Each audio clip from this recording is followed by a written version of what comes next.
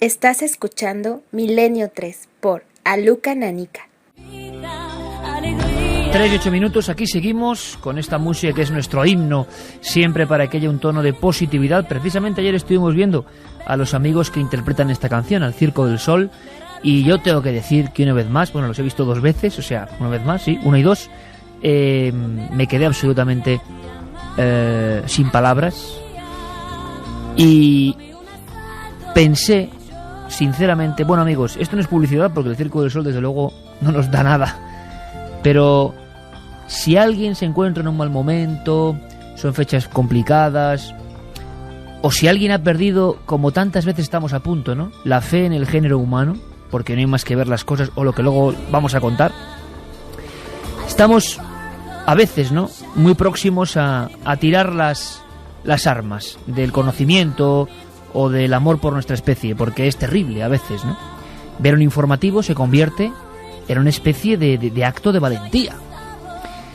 Y uno, cuando se encuentra con ciertas cosas, tiende a pensar, nos ha pasado a todos, imagino, que este género humano que fue prodigioso, desde luego degenerado demasiado, que no hay valores de ningún tipo, que todo es una completa indecencia en general.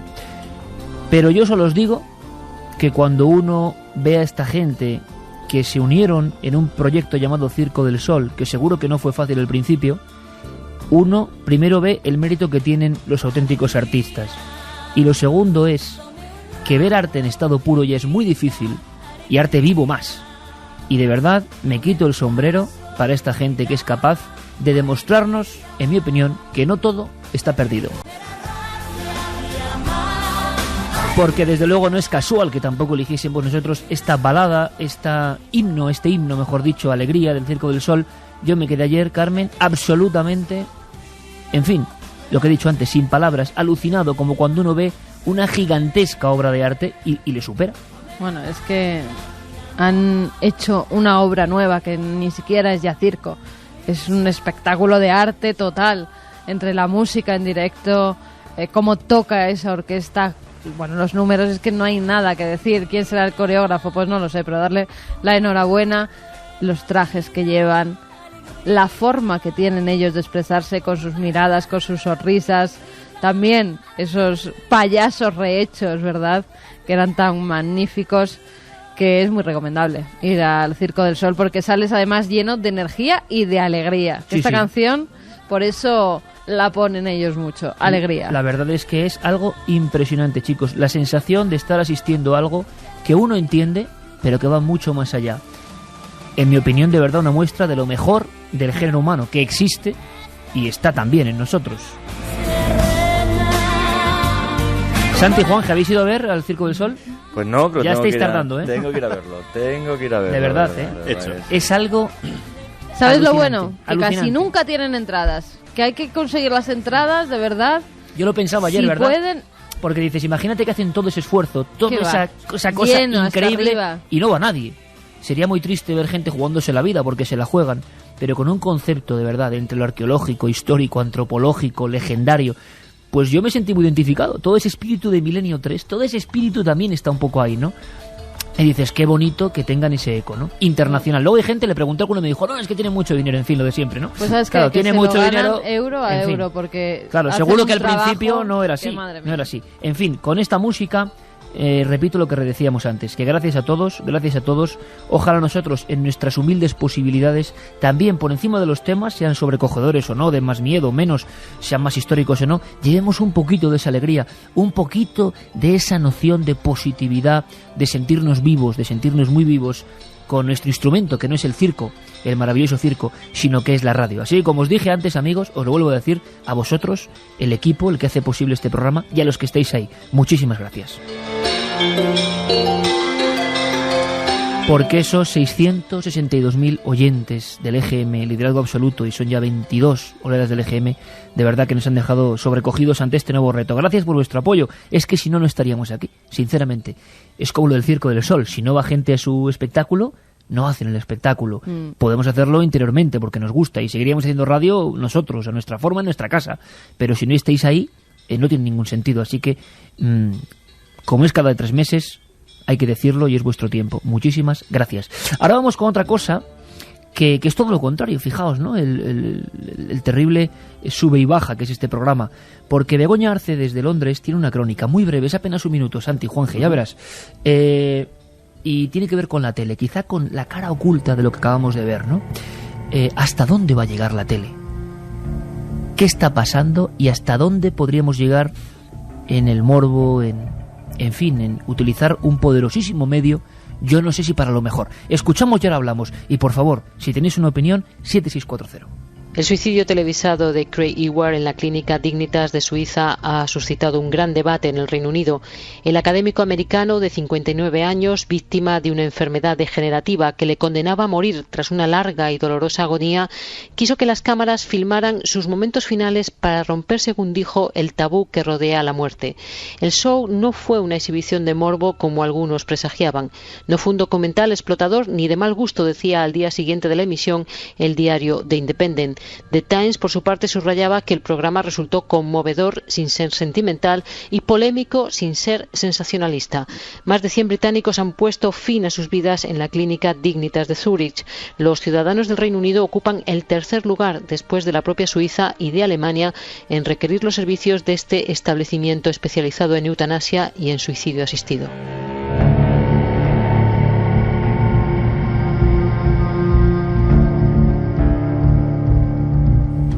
Yo no sé qué opinéis. A mí lo que digan el Times a mí me parece tremendo, terrible y estremecedor. Yo no estoy de acuerdo, no estoy de acuerdo contigo para nada de nada. ¿Televisarlo? Sí, perfectamente. ¿Por qué? Porque vamos a ver, hay una cosa que es el derecho a morir. En la intimidad. Perdona, vamos a ver, no estamos hablando en este caso de la intimidad, sino que hay un señor que tiene un problema y en su país la legislación le impide morir dignamente. Y entonces no solamente se va a Suiza a morir dignamente, con dignidad, sino que quiere decir, oye, señores, si alguien está así de fastidiado como yo, pues que sepa que hay una opción. Y aparte no soy un suicida de que cojo una pistola y me quito la vida porque me quiero quitar la vida. No, que quede claro que me quiero ir de esta vida porque esto no es vida. Entonces, desde ese punto de vista, me parece... Es que ese punto de vista es otro punto de vista, claro. A mí me parece perfectamente el que... Si se ha hecho de una forma seria y con un periodismo serio, llegando al corazón, no es morbo. Morbo es las porquerías que se ven en el 80% de la televisión que vemos en este país. A mí que hace fulanita o venganita. La cadena de televisión, en mi opinión, que emite eso, a mí no me... Es como el que decide pegarse un tiro llamando a las cámaras. No. Mira, hay una anécdota que es curiosa. Para mí es lo mismo, es un suicidio en directo. Mira, hay una anécdota que es muy curiosa. Nosotros, claro, a veces es imposible verlo porque son miles, en ocasiones y en algunos programas miles de correos electrónicos que llegan, sobre todo cuando acabamos un cuarto milenio. A mí me parece muy curioso la insensibilidad que estamos teniendo ya como humanos. Lo decíamos, claro, cuando uno pone cualquier cadena, cualquier informativo, lo que ve es las imágenes más impactantes todo el rato. Pero una cosa, Santi, mira, que es que esto me impresionó mucho y es una pequeña anécdota, ¿eh? No quiero faltar el respeto porque, ante todo, yo respeto lo que dice todo el mundo, cada uno es libre, yo también. El asunto es que nos escribieron cientos de mensajes de asociaciones de animales y demás, y mira que nosotros hemos demostrado nuestro amor por los animales, ¿no? Porque en el reportaje de Reporteros de Guerra, Alberto Vázquez Figueroa decía en Cuarto Milenio que había matado a un elefante, que es regulador de elefantes, y que allí los elefantes, claro, es que no son un peluche, ¿no? Dan algunos problemas. Estaremos más de acuerdo o menos en lo que es matar a un elefante. Pero bueno, un montón de gente. Voy a dejar de ver vuestro programa porque sois unos sanguinarios. Y eso es lo que me preguntaba, Santi, Juanje, Carmen. Dije, caramba, en este mismo programa de Cuarto Milenio, en ese mismo reportaje donde salía una foto en blanco y negro y bien borrosa de un elefante en el suelo, había varias filmaciones, porque así lo decidimos, de gente que mataba a otra, tiroteos, gente que tiraban a uno por un puente. Es que no es que yo hiciera un experimento, pero me lo suponía. Nadie escribió diciendo por qué poníamos imágenes que eran terribles, en mi opinión, pero que eran la guerra. Nadie se sensibilizó con ver cuerpos de niños o de hombres en un campo junto a una aldea. Nadie protestó porque tiraran a un hombre por un puente y luego le pegaran un tiro. Nadie. Solamente con la foto del elefante concreta, en una condición concreta, de Alberto Vázquez Figueroa. Y estaban muy indignados. Mi pregunta es, ¿eso no es que el hombre se está insensibilizando? Que nos da igual porque ya estamos viendo todo. Hombre, hace poco, bueno, en nuestro país hay asesinatos, ¿no? Se protesta por cosas muy raras, pero de repente asesinan a alguien y nadie protesta por gente que está muriendo. O sea, yo no entiendo nada, personalmente, y no me quiero meter en camisa de 11 varas, pero voy al auténtico misterio. No estamos haciéndonos como si fuéramos un poco el hueso del hombre de Orce al revés, demasiado duros de hueso y de alma, y nos importan detalles que puede ser más o menos, pero estamos viendo gente que muere en la pantalla todos los días y es como atrezo, nos da igual. Y ese detalle, no sé, Santi, Jorge, lo que pensáis, a mí me sobrecogió. Ni una sola carta, ni una sola, sobre imágenes que eran terribles, algunas de niños. Sí, es llamativo, ¿no? A lo mejor efectivamente mucha de la culpa la tiene que en nuestro consumo de ficción o de fantasía estamos muy acostumbrados a ver una muerte aséptica, a despersonalizar el acto de la muerte, que no es algo perverso en sí mismo. Es decir, desde la Ilíada hasta nuestros días ha habido arte dedicado a la épica, dedicado a la muerte, y por tanto es legítimo. Pero tal vez lo que estamos sufriendo es un bombardeo por saturación. Y ese bombardeo por saturación lo que nos está llevando es trasladar ese mismo patrón a las imágenes reales. De todas formas, yo creo que hay imágenes que siguen conmoviendo. Yo, como experiencia personal, recuerdo uno de los mayores errores en cuanto a ver imágenes o atreverme a ver imágenes de mi vida, que fue un día que tuve la oportunidad de ver en primer plano, de verlo bien, las imágenes de una ejecución en Estados Unidos en la silla eléctrica. Y en un momento dado que precisamente estaba interesado en el tema, y no es por justificarme, pero no había una intención morbosa, era sencillamente saber de qué puñeta estaba escribiendo. Es decir, no estaba hablando del sexo de los ángeles, sino de algo de lo que al menos visualmente tenía una experiencia.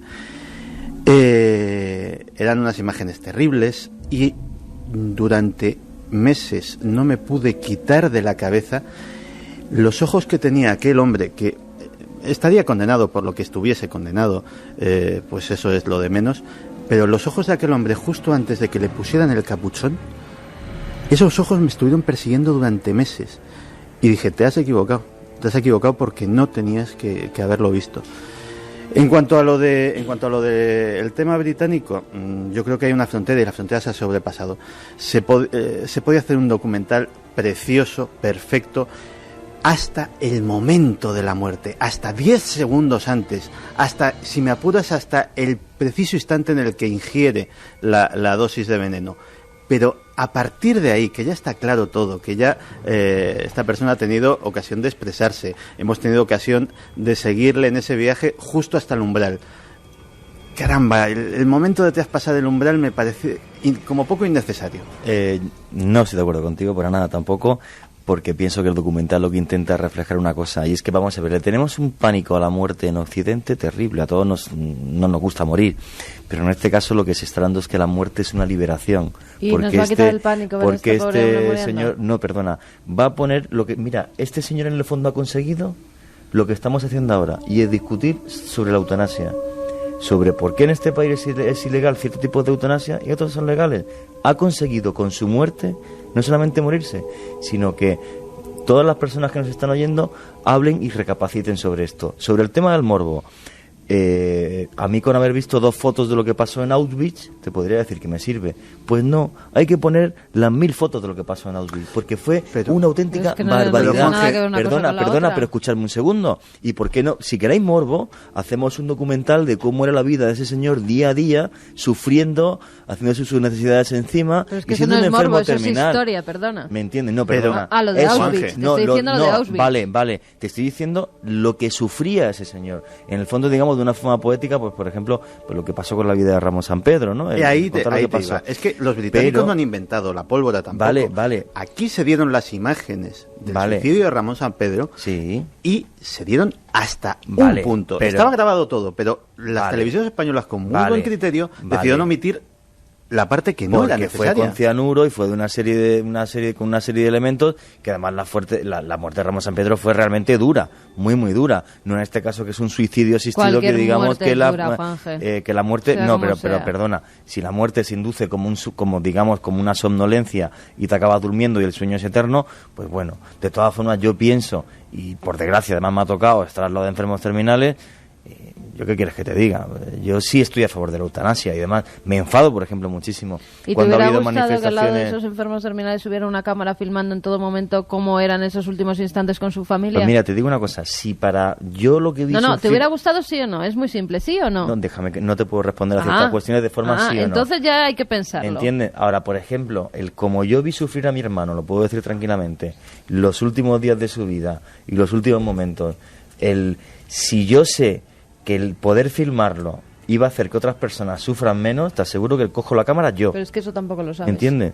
Vamos No a lo ver, es sé. un tema delicado y un día si queréis hablamos, se habla mucho, yo desde luego no tengo conocimiento, pero es uno de los temas importantes, sin duda, en este inicio del siglo XXI, y ahí uno puede encontrar información a favor y totalmente en contra. A mí lo de la televisión no me acaba de convencer, y desde luego no por este caso en concreto, que podría ser examinado más a fondo, tampoco me gusta nada, pero lo que estoy viendo habitualmente, madre mía, cuando esos programas que se llaman de impacto, y luego hay quien dice Cuarto Milenio no sé qué o qué tal, pero es que ves algunos programas y es una retaíla, Es una una vergüenza. presentadora más o menos vistosa, ahora suicidio, ahora caída de un helicóptero en vivo, ahora a Billy le va a comer el tiburón, ahora con una sonrisa. Y yo vi una película, ¿te acuerdas? Una película que parecía de humor y estaba hecha de forma grotesca, Idiocracia. y de cómo iba a ser la humanidad dentro de no sé cuántos siglos, con la gente consumiendo, pegada al televisor, porque tiene ese poder. En fin, un poder para hacer tantas cosas y despertar tantas inquietudes, como algunos intentamos, mejor o peor, despertar inquietudes, que la gente investigue, se pregunte, y luego, sin embargo, para el impulso primario, qué fácil es, ¿no? Pero nos iremos mucho del tema y os invito a un debate sobre eso en profundidad. Vamos a ver simplemente una retaíla. ¿Qué dice la gente? ¿Qué piensa la gente de esto? Pues fíjate, nos dicen, es espeluznante, me parece bien si uno quiere terminar con su vida, porque no puede soportar esa vida, que lo haga, pero que no se emita, no tenemos por qué verlo, nos dice Sonia. Hola amigos, yo me pregunto cómo afectarán estas noticias a las mentes de los niños, no nos pasamos, nos dice él, a pensar en ello, no nos paramos, será. Somos irresponsables. Qué fuerte lo del perro de la autopista que salva a otro perro. Qué vergüenza para la raza humana. Eso sí que Daniel es una imagen de Barcelona. tremenda, ¿eh? Sí. ¿Viste la imagen, Sí, no? sí, sí. Del No, perro, yo no lo he visto. pues un perro que es atropellado en Chile, ¿te acuerdas? Que ven muchos perros, Sí. atropellan en una de las autopistas de acceso a Tremenda. Santiago, el perro está agonizando, nadie se para, y solo otro perro vagabundo, seguramente no compañero suyo, porque aparece por el otro lado, va zigzagueando entre los coches, lo coge del lomo, siendo el otro perro prácticamente más grande, y lo va arrastrando hasta que lo lleva hasta el la arcén. Increíble. Un acto Es de impresionante. comportamiento, de nobleza. Increíble. Es impresionante. Además, fíjate, esto de los perros me viene al hilo porque me suelen mandar de distintas asociaciones, diversa gente que incluso recoge animales por la calle. Están abandonando más que nunca perros. Están haciendo verdaderas barbaridades ¿Por con qué no ellos. das luego algunas direcciones para gente que se ponga en Vale, contacto? Porque las me podríamos perreras hacer algo, ¿no? ya no pueden más. Hay algunos animales que incluso ya los tienen que sacrificar cuando llevan mucho tiempo. Por favor, que ayuden a los animales, de verdad. Quien pueda tenerlo durante un tiempo en su casa, quien pueda adoptarlo, que es que ya no dan abasto, quien pueda aportar cualquier ayuda. Hay además ANAA, que nosotros colaboramos con ellos, que es una asociación nacional de amigos de los animales, por ejemplo. Hoy ha estado y mañana va a estar en la vaguada para gente que quiera adoptar esos perritos y se lo quiere regalar. Mañana en la vaguada están. Mañana van a estar. También Pues, han hombre, hecho, por favor, hacer han algo, hecho ¿no? todo tipo de chapas, de llaveros, para que esos perros que ellos tienen acogidos pues tengan una mejor vida, pero tanto ANAA como cualquiera de las asociaciones que hay Luego da una lista. a nivel de pueblos, ¿vale? Luego da algunos datos porque es importante y de verdad, hombre, nosotros estaremos siempre dispuestos a ayudar a la gente, a los animales, a lo que sea, pero sí que nos dan la voz de alarma y nos escriben mucho sabiendo nuestra especial sensibilización con el tema, porque debe estar pasando algo tremendo, ¿no? Con los abandonos. Así que si estamos hablando de lo mejor del género humano, que nosotros nos sentimos un poco, equivocados o no, pero en el lado que creemos bueno, ¿no? Todos los que escucháis, que compartís eso, si podéis, porque hay gente que no puede, evidentemente, pero si podéis, si podemos, hagamos algo, porque después de ver imágenes como esta que hemos contado de Chile, nos da mucho pena, ¿no? Y desde luego quien dice un perro dice un niño y dice cualquier persona, ¿no? Mayor, por ejemplo. En fin, vamos a hacer una cosa. Ya se da por entendido, por hecho. Vamos, es que... Vamos a hacer una cosa porque nos queda un dossier. Solamente hablando importante. De los perros, sí quiero un mensaje para Ofelia, que nos decía que después de 12 años con ella que ha muerto su perrita Queen. Era una husky que la echan de menos y que recuerdos cósmicos donde esté. Pues seguro que está en el mundo de los perros jugando con nuestro perro UFO, que también tiene que estar por allí pululando, y seguro que tienen un mundo mucho mejor que en este que le maltratamos. Vamos a hacer una cosa importante. Otro tema de los peliagudos. La verdad es que nos hemos metido en dos temas peligrosos. Peligrosos en el sentido de que no se habla mucho de ellos. Yo hacía tiempo que quería escuchar sobre todo a Santi, pero también tenemos más información sobre esas 4 letras, ¿no? Se ha hablado mucho y también he escuchado varias veces eso de una enfermedad de laboratorio. Y hay mucha gente que lo cree. ¿Es una gran leyenda urbana o no? Vamos a meternos en ese mundo. El mundo de ese virus. El mundo que da miedo. ¿Qué está pasando ahora? No se cuentan muchas cosas. Vamos a hacer nuestro dossier. Está media hora dedicado a un dossier que os puede interesar. A finales de 1984, el mundo es consciente de una nueva enfermedad, de una nueva plaga que causa espanto y confusión. Aún hoy, pronunciar esas 4 letras nos conduce a un universo incómodo, extraño, molesto. El síndrome de inmunodeficiencia adquirida es mucho más que un simple virus. Ha estigmatizado a miles de personas y sobre sus orígenes se cierne demasiada oscuridad. Esta noche, nuestra idea es arrojar algo de luz. Le hemos querido pedir a nuestro buen amigo, el doctor Cabrera, psiquiatra forense, además de muchas otras cosas dentro del ámbito de la ciencia, que intente decirnos por qué sigue habiendo tanta oscuridad, tanto misterio. Sí, la palabra es misterio. Tanta polémica, como vais a ver ahora y vais a escuchar, en torno al SIDA. Esto es lo que nos respondía. Bueno, el SIDA tiene una característica especial que le hace misterioso, y es el hecho de que todavía no está clara la explicación de por qué apareció la epidemia como tal.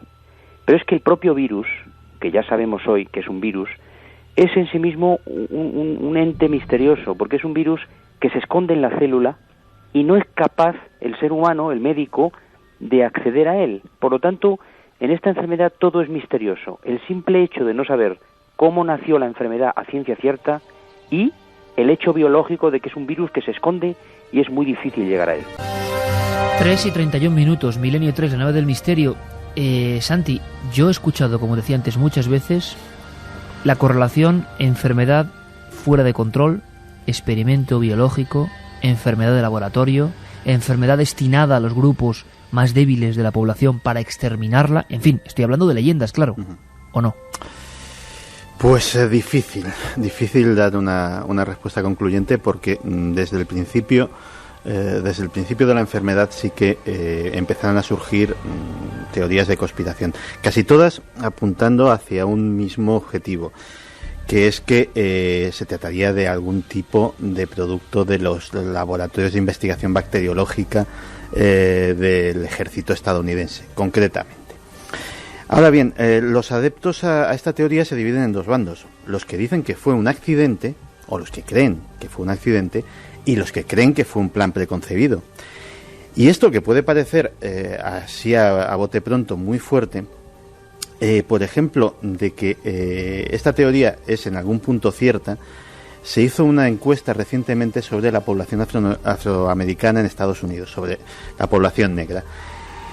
Más de un 40% de los afroamericanos creen que la mano del hombre directamente tuvo que ver con la creación del SIDA.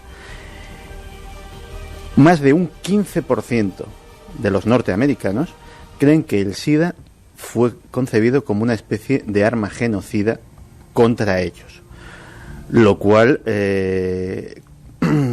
nos dice que hay un estado de opinión importante sobre el tema. Pero es que si a eso le sumamos que de repente casi por las mismas fechas en que se empieza a hablar de la enfermedad. Ya hemos hablado aquí del personaje, el doctor Jacob Siegel, que fue director del Instituto Biológico de Berlín. Fue el primero, yo creo, que se atrevió a especular, no a especular, él estaba firmemente convencido y así salió publicado en la revista Stern. O sea, no estamos hablando de una hoja parroquial, sino estamos hablando de uno de los grandes medios a nivel mundial.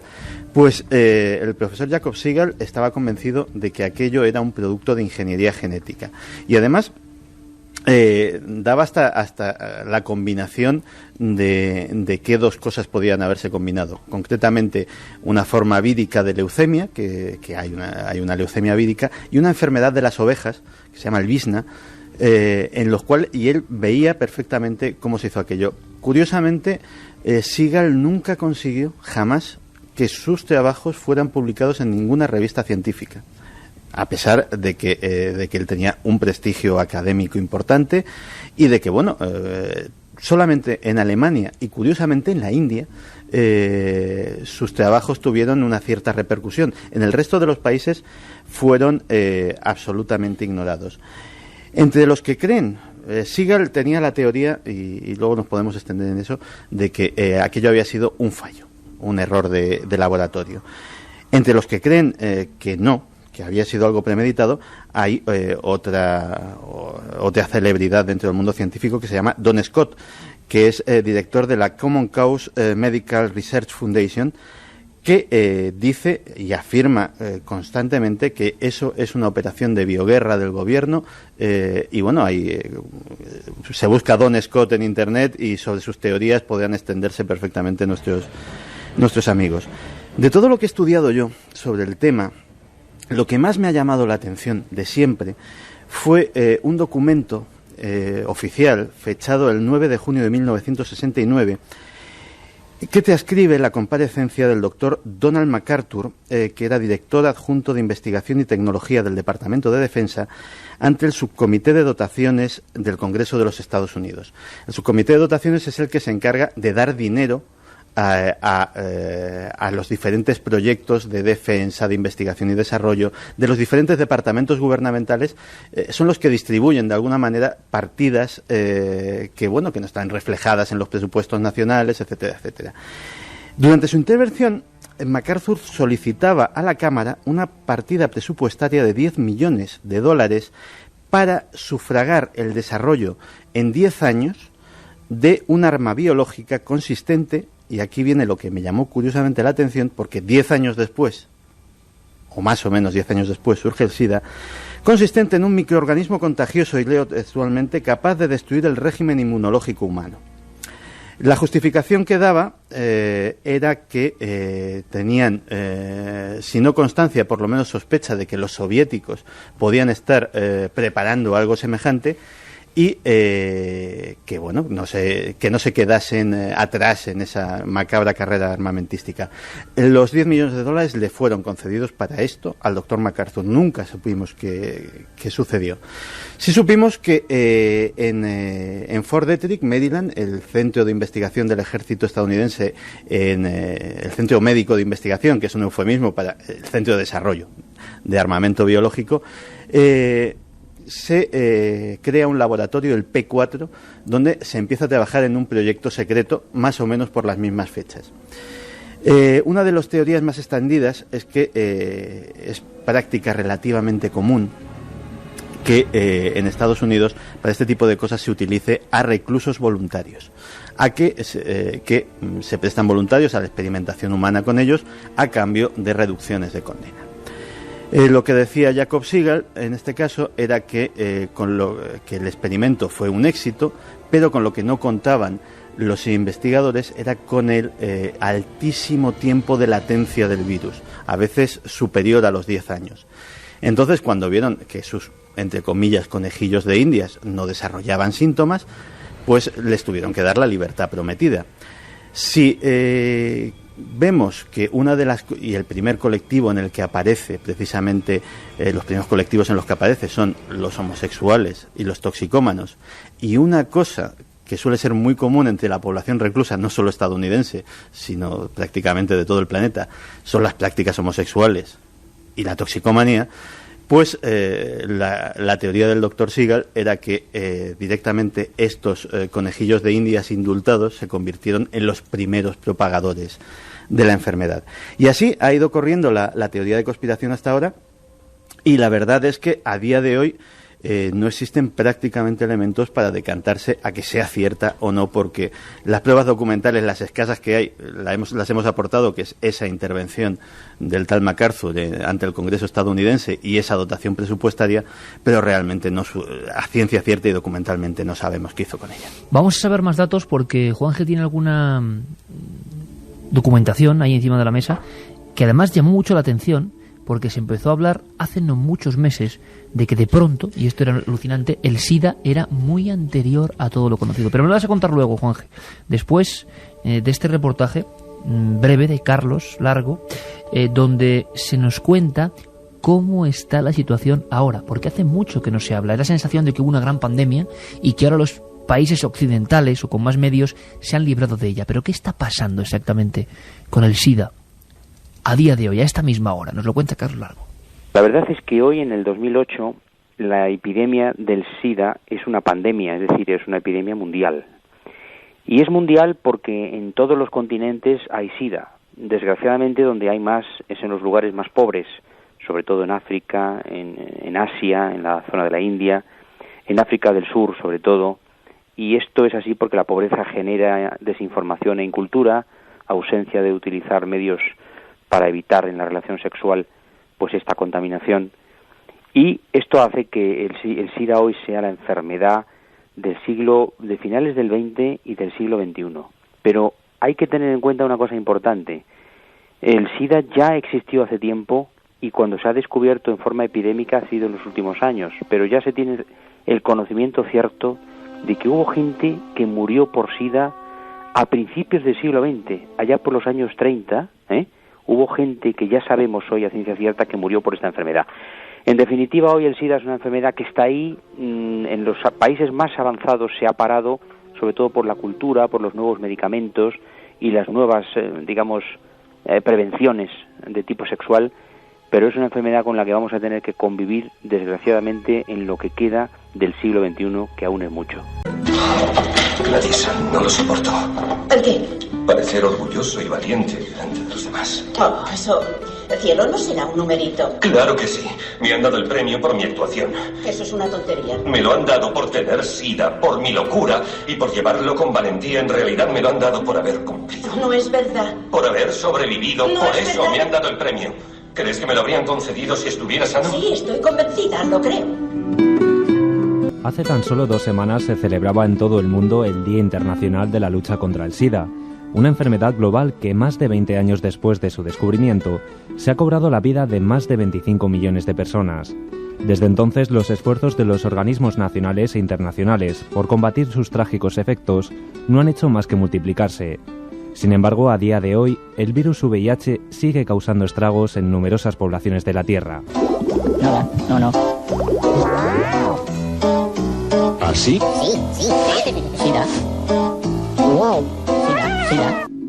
El SIDA está afectando la vida de niños y adolescentes alrededor del mundo. Millones de personas están perdiendo sus padres, profesores, hermanos y hermanas. Necesitan medicina, comida, educación y protección.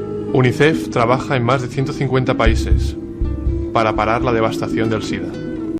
Podemos crear un mejor futuro. A lo largo de los años han sido muchas las campañas desarrolladas en torno a la prevención del SIDA. Países como Francia o Alemania han optado por maniobras publicitarias agresivas para concienciar a sus ciudadanos sobre los peligros de su creciente expansión.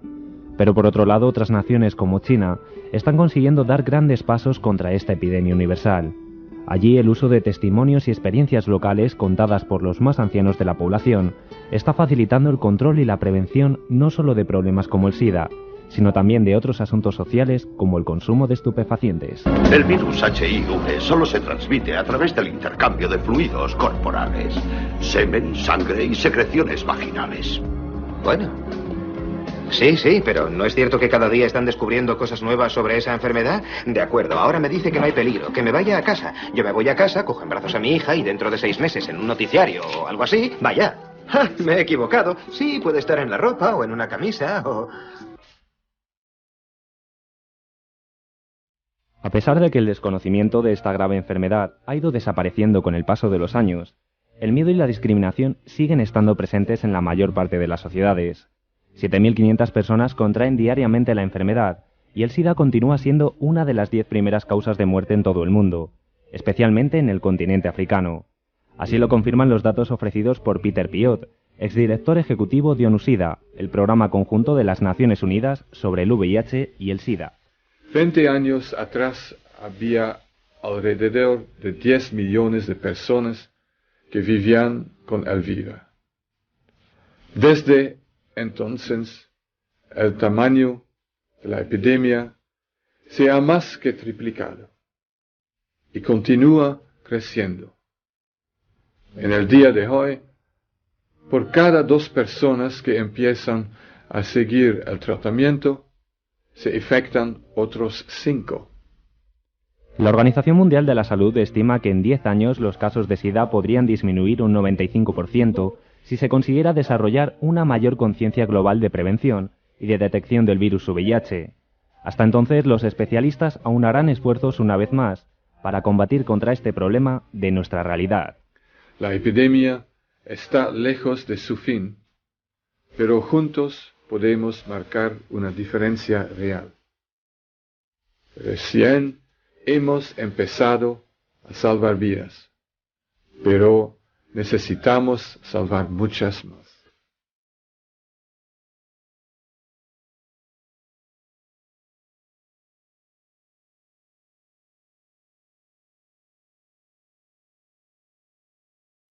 Esa es la realidad, esa es, digamos, la cifra concreta, pero Juanje tiene unos datos que además, lo decías mientras escuchábamos el reportaje, que van en contra de lo que no defiende Santi, cuidado, sino los que defienden la teoría de la conspiración.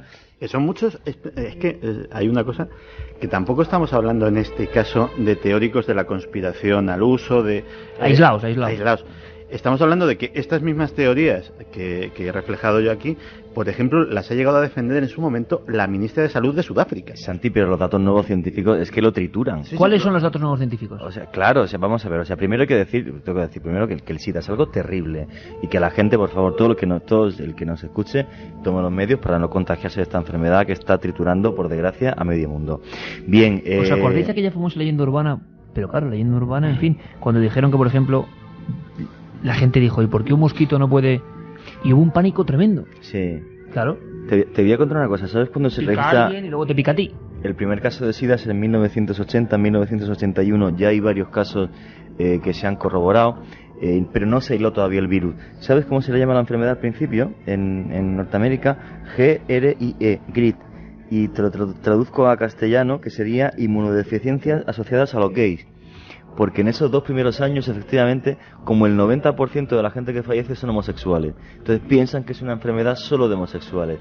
Es en el año 84 cuando un científico francés aísla el virus del VIH y ya se da cuenta de que no solamente son los homosexuales, sino que hay muchísima más gente que está en ese factor de riesgo. Pero aquí hay un dato muy raro, y lo decíamos, hace unos meses sale una información que nadie conocía, al parecer, y a mí me sorprende que el SIDA viene desde el siglo XIX. Sí, vamos a ver, hay un señor que se llama William Hamilton, que estuvo varios años viajando al Congo, al río Congo, a toda esa zona que es muy complicada de ir por ella debido a las enfermedades y sobre todo a las guerrillas que hay. Incluso, bueno, su profesor, el que le llevó de una universidad británica, falleció. Parece que todo pasa en el coltán, en el Congo, el coltán, sí, y demás. Falleció en una de sus expediciones, su profesor, el que le llevó por primera vez a Congo, falleció junto a él, luego en Inglaterra, en una de las expediciones por una fiebres hemorrágicas. Bueno, pues William Hamilton descubre en el año 2004 en algunos chimpancés, en las heces de algunos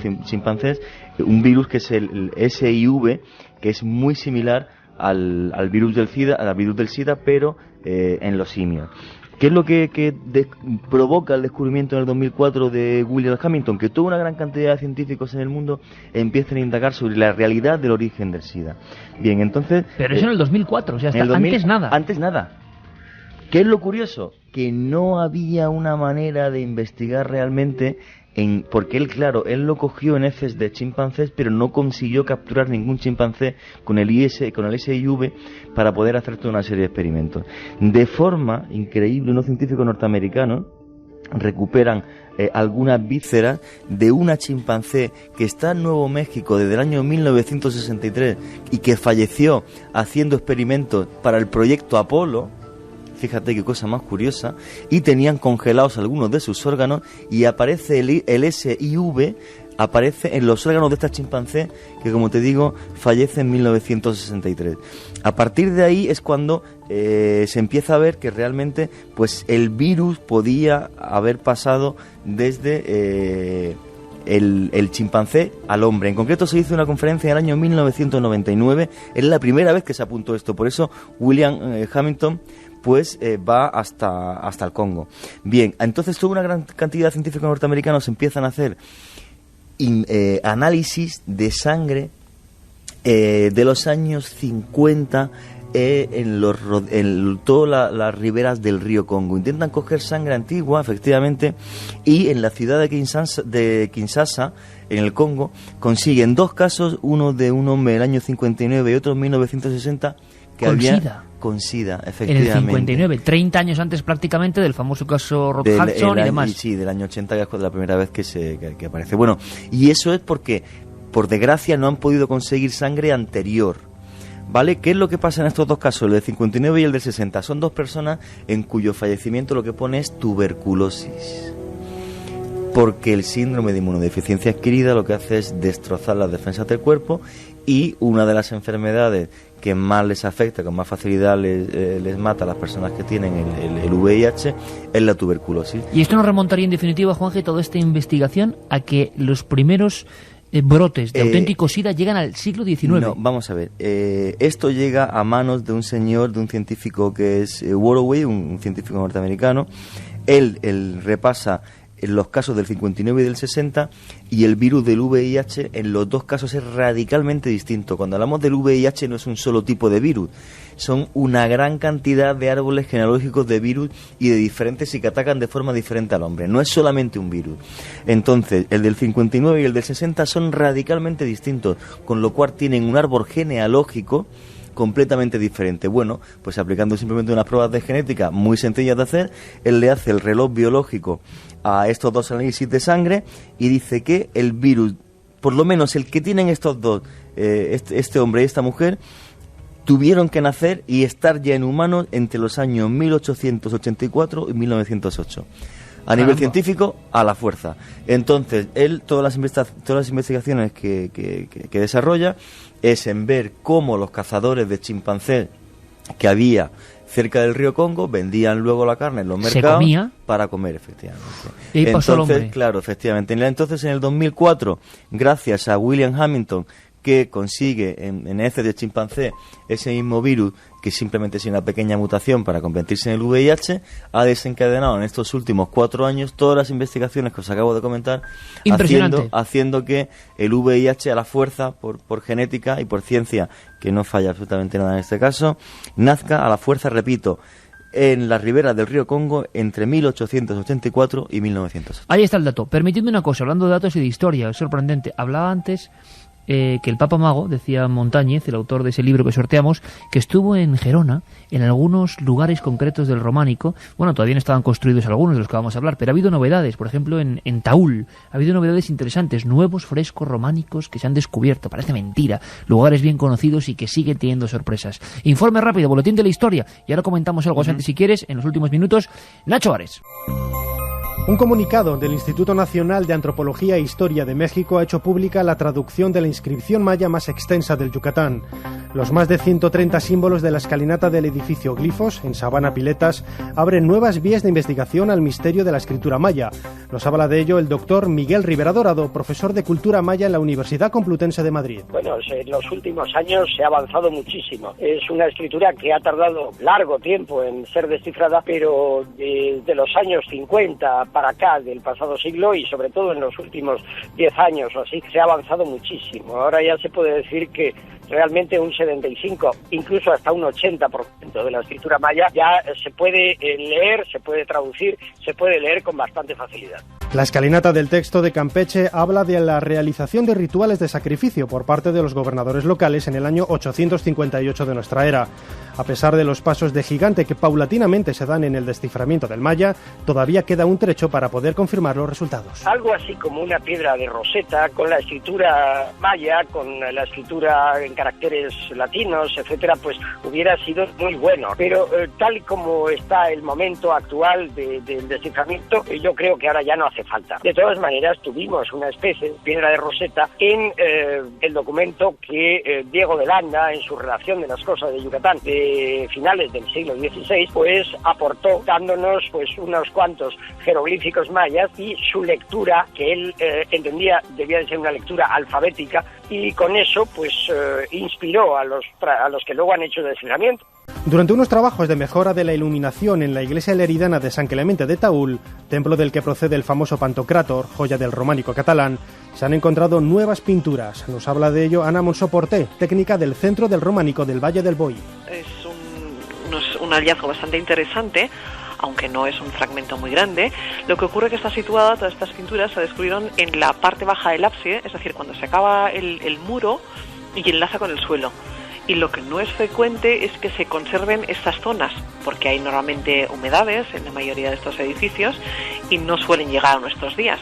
Entonces, por lo tanto, nos dan información de cómo acababan las decoraciones de los ábsides y cómo enlazaban con los suelos. Por lo tanto, son franjas decorativas. Las pinturas reconstruyen unos cortinajes que servirían para decorar esta zona del muro. Será necesario rebajar el suelo del ábside casi 1 metro para poder ver las pinturas en toda su extensión. Incluso se habla que podría ser la misma mano que pintó el Pantocrátor. Pues hay una parte que están en bastante buen estado, se ven bastante el color, entonces pues se ha consolidado una parte y ahora están intentando pues eso, documentarlas un poco mejor. A lo mejor no es del mismo artista, pero sí probablemente del mismo taller. Son posibilidades que se barajan. Habría que hacer un análisis estilístico, comparar el uso de los pigmentos y demás, pero como hay otras franjas decorativas que se conservan en el ábside, pues podemos hacer algún tipo de comparación. De hecho, son franjas muy sencillitas, es con un fondo blanco y unas líneas rojas. Son motivos geométricos y ornamentales. El nuevo hallazgo se suma al interés mostrado por los habitantes de Taúl en hacer regresar las famosas pinturas del Pantocrátor llevadas a Barcelona al Museo Nacional de Arte de Cataluña en el año 1920. Después de casi 1 año y medio desde el descubrimiento de la supuesta tumba de Herodes a las afueras de Jerusalén, los arqueólogos han dado más claves del hallazgo. El conocido Herodium se encuentra totalmente saqueado, pero nos habla de un monumento grandioso. Nos lo cuenta el protagonista de esta historia, el arqueólogo de la Universidad Hebrea de Jerusalén, Ehud Netzer.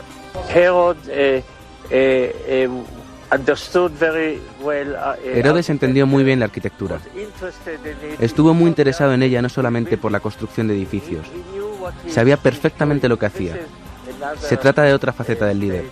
En cualquier caso, era un estado importante. Creo que tenemos que esperar a saber si es la tumba de Herodes. Y en breve toda la comunidad científica se pondrá manos a la obra.